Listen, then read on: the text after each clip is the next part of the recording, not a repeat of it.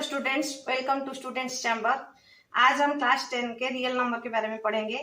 Previous chapter में आपने पढ़ लिया होगा n is equal to natural number 1 2 3, then आता है whole number w 0 1 2 3 and so on. Then आता है integers z -1 -2 -3 0 1 2 3 and so on. Then आता है q रैशनल नंबर्स, इसमें आते हैं इंटीजर्स प्लस फ्रैक्शंस। सारे इंटीजर्स को हम फ्रैक्शन में लिख सकते हैं, जैसे कि 3 equal to 3/1, -2 equal to -2/1। Then fractional numbers 1/2 2/3, ये सारे आते हैं रैशनल नंबर्स में, which is denoted by q। Then आता है irrational numbers p, that are non fractional numbers, जैसे कि √2 √3 √5 √2 + 5, ये सब। फिर ये सबको मिला के जैसे all rationals plus all irrationals that are equal to real number. Real number में जो रैशनल्स और इरेशनल्स आते हैं, रैशनल्स को again divided into two sides, that terminating sides and non terminating recurring sides. Terminating numbers and non terminating recurring numbers. Terminating numbers, which are terminating numbers, जैसे कि हम कोई फ्रैक्शन लिए, उसका न्यूमरेटर को डिनोमिनेटर में डिवाइड किए, तो अगर रिमाइंडर 0 आ गया उसको बोलते हैं टर्मिनेटिंग नंबर, जैसे कि 1/5 equal to 0.2। Non terminating recurring number क्या होता है, एक फ्रैक्शन लिए, उसके न्यूमरेटर को डिनोमिनेटर में डिवाइड किए तो रिमाइंडर 0 नहीं आया, और अगर रिमाइंडर बार बार रिपीट होता गया तो उसको बोलते हैं नॉन टर्मिनेटिंग रिपीटिंग या रिकरिंग नंबर। जैसे कि एक एग्जाम्पल ले लिया मैंने, 10/3 that is equal to 3.333 and so on. हम इसको ऐसे भी लिख सकते हैं 3.3 बार। फिर आता है इरेशनल नंबर में non terminating non recurring number, जैसे कुछ डेसिमल्स आते हैं 0.01 001 0001 00001, ये सब रिपीट नहीं होते हैं और खत्म भी नहीं होते हैं, इसका रिमाइंडर 0 नहीं होता है। अगर हम उसको फ्रैक्शन में बनाते हैं, फ्रैक्शन नहीं बना सकते, ये रिमाइंडर भी 0 नहीं आएगा। रिमाइंडर 0 नहीं आएगा तो नॉन टर्मिनेटिंग, और ये रिपीट नहीं हो रहा है तो नॉन रिपीटिंग या नॉन रिकरिंग। ये सब हो गया इरेशनल नंबर्स। तो रैशनल्स एंड इरेशनल्स मिलके रियल नंबर हो गए। अब हम चैप्टर में लौटते हैं। इसमें हमारा है यूक्लिड्स डिवीजन लेमा और यूक्लिड्स डिवीजन एल्गोरिथम, दो थ्योरम है यूक्लिड्स के। तो इसके बारे में डिस्कस करने से पहले मैं एक स्टोरी आपको बताना चाहूंगी। एक गांव में एक ट्रेडर गया। ट्रेडर का मतलब क्या होता है, जो घूम घूम के गांव में जाके अपना सामान बेचता है। वो ट्रेडर अपना अंडा का टोकरी लेके बेचने के लिए गया। फिर उस टाइम उसको मिल गया एक इडलर। इडलर क्या होता है, जिसका कुछ काम नहीं होता, वो एक दूसरे राह में आते जाते लोगों को उनके साथ छेड़खानी करता रहता है। तो उसको भी ये ट्रेडर मिल गया और ट्रेडर के साथ वो बहस करने लगा, उसको चिढ़ाने लगा। तो दोनों में ज्यादा थोड़ा बहस हो गया, हाथापाई हो गया, फाइटिंग हो गया। तो इडलर ने क्या किया है, गुस्से में आके उसके सारे अंडे तोड़ दिए। ट्रेडर अब जाके पहुंचा पंचायत के पास। उसने जाके शिकायत की कि मेरा हर्जाना कर दीजिए, उसने मेरा सारा अंडा तोड़ दिया, मेरा हर्जाना चाहिए मुझे। पंचायत ने फिर स्वीकार किया कि हाँ ठीक है, इसको हर्जाना मिलना चाहिए। तो बोला कि पूछा कि कितने अंडे थे तुम्हारे। तो यहाँ जो ट्रेडर था वो थोड़ा बहुत शायद एक मैथमेटिशियन टाइप का था। तो उसने एक पजल दे दिया कि अगर हम 2 में गिनती करते हैं, जोड़े जोड़े में गिनती करते हैं, तो वो आता है उसका रिमाइंडर 1 बच जाता है। 2p अगर करते हैं 2p + 1। अगर हम 3 में गिनती करते हैं तो 3q अगर लेते हैं, 3 में गिनती करते हैं तो 2 हमारा शेष बच जाता है, 3q + 2। अगर हम 4 में गिनती करते हैं तो 3 बच जाता है। अगर हम 5 में गिनती करते हैं तो 4 बच जाता है। अगर हम 6 में गिनती करते हैं तो 5 बच जाता है। अगर हम 7 में गिनती करते हैं तो हमारा रिमाइंडर 0 आ जाता है। इसका मतलब क्या है कि जितने अंडे थे वह 7 का मल्टीपल थे। तो ये तो पजल दे दिया। फिर उसको सॉल्व करके उन्होंने निकाल दिया कि लास्ट में इसका अंडे कितने थे कि 199 अंडे थे। लेकिन यहीं से हमको एक थ्योरम मिल गया। क्या है, अगर हम दो इंटीजर लेते हैं, पॉजिटिव इंटीजर लेते हैं a and b, there will be exist a unique integers, there will exist unique integers q and r satisfying a equal to bq plus r। Trader के हिसाब से ही ये निकला है। आप देखिए इसको कंपेयर करके, इधर अगर हम ले लेते हैं a equal to 2p plus 1, इसमें क्या हुआ कि 2 से 1 छोटा है, इधर ले लिए 3q प्लस 2, तो 3 से 2 छोटा है, 4 से 3 छोटा है, 5 से 4 छोटा है और 6 से 5 छोटा है।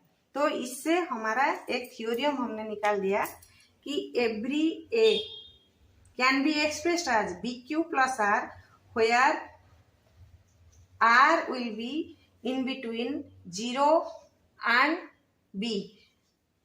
Maybe r is equal to 0 or r is greater than 0 and r is always less than b। a is equal to bq plus r। फिर उसके बाद आता है यूक्लिड्स डिवीजन एल्गोरिथम। ये क्या होता है कि to obtain HCF of two positive integers c and d, let with c is greater than d, follow the steps below। First, apply Euclid's division lemma on c and d, take two other positive integers q and r such that c is equal to dq plus r, 0 is less than equal to r is less than to b। If r is equal to 0 here, then d is the HCF of c and d। If r is not equal to 0 here, then apply the division lemma on d and r। Continue the process till the remainder is 0। The divisor at the last step will be required HCF। Theorem को अच्छे से समझाने के लिए मैं एक example लेना चाहूंगी। हम 12,576 और 4,052 का HCF निकालेंगे अप्लाइंग यूक्लिड्स डिवीजन एल्गोरिथम। आइए लिखते हैं।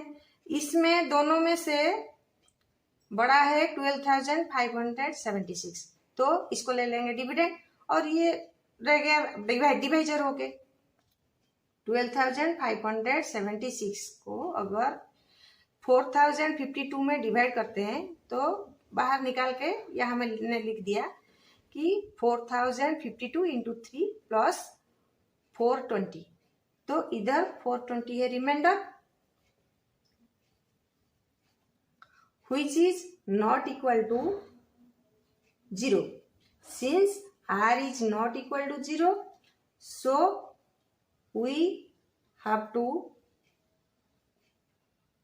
go step 2।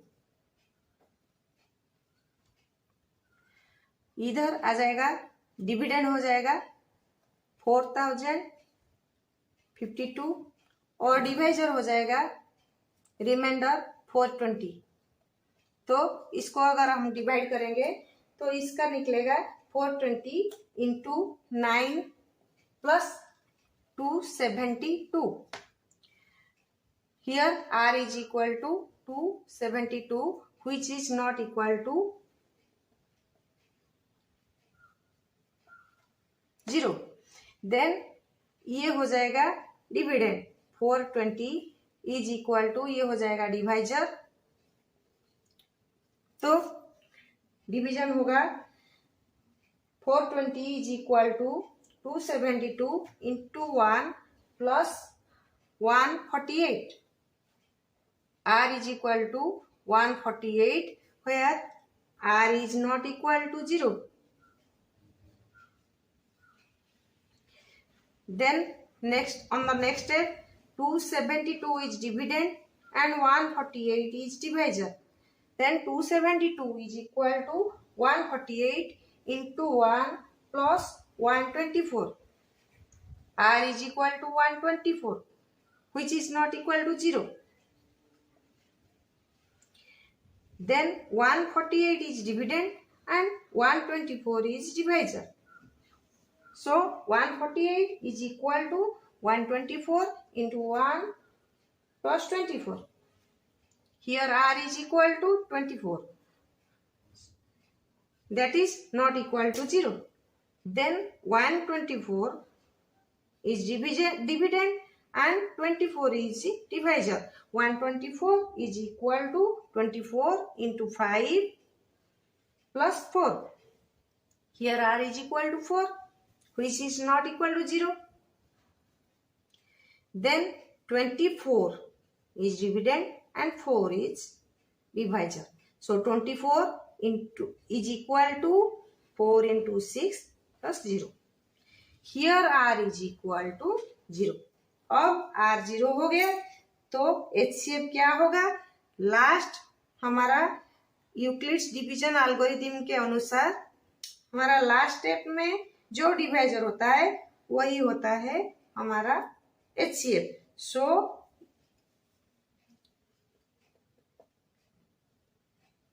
According to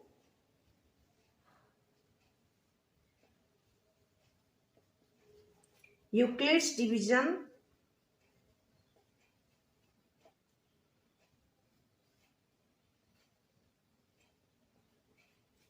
algorithm,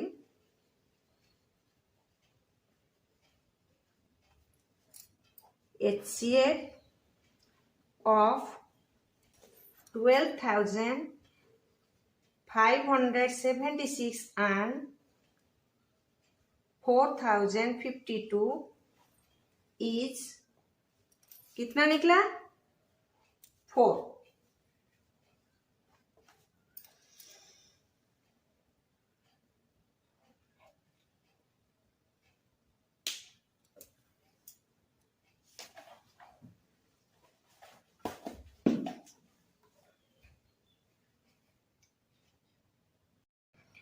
और एक एग्जांपल लेते हैं. So that every positive even integer is of the form 2q and that every positive odd integer is of the form 2q plus 1 where q is some integer. Now let us put, let a be any integers, positive integers,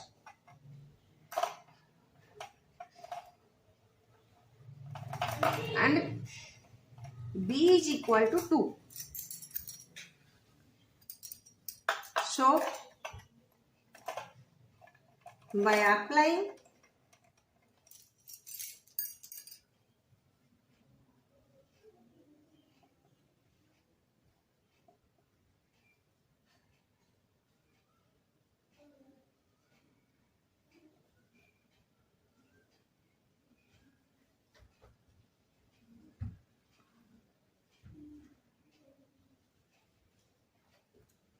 a is equal to, अब हम और एक example लेते हैं. So that every positive even integer is of the form 2q and that every positive odd integer is of the form 2q plus 1 where q is some integer. Let us solve. Let a is equal to positive integer, any positive integer, b is equal to 2. So by applying Euclid's lemma, we get a is equal to 2q plus r, क्योंकि b की जगह हमने 2 ले लिया है और जो r हमने लिया है, जो q लिया है और r लिया है, वो q इज ग्रेटर देन और इक्वल टू 0, में भी 0 और में भी इक्वल टू, में भी 0 और में भी greater than 0 and r will be, r क्या हो सकता है? r में भी 0 और में भी 1, क्योंकि 2 होगा तो ये फिर से मल्टीपल ऑफ 2 हो जाएगा, r इज इक्वल टू 0 हो जाएगा, इसीलिए r 2 नहीं हो सकता, r 0 हो सकता है, नहीं तो 1 हो सकता है. तो r अगर 0 हो जाएगा तो a इज इक्वल टू कितना होगा? If r is equal to 0, a is equal to 2q plus 0 that is equal to 2q and 2q हो जाएगा तो ये क्या हो जाएगा, 2q is a multiple of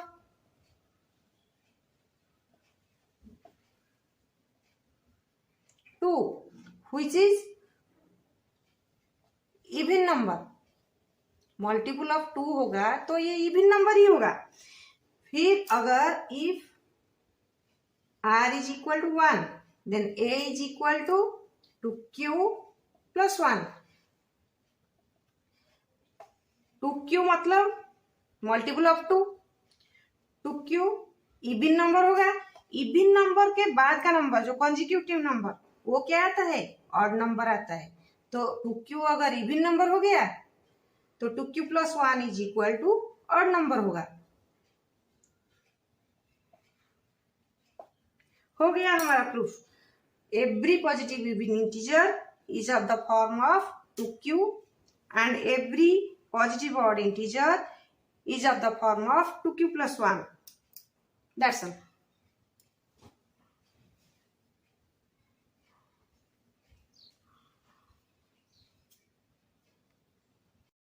बस इतना ही।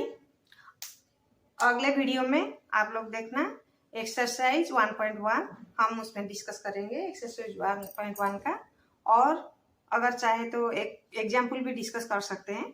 आज के लिए इतना ही, बस बाय बाय।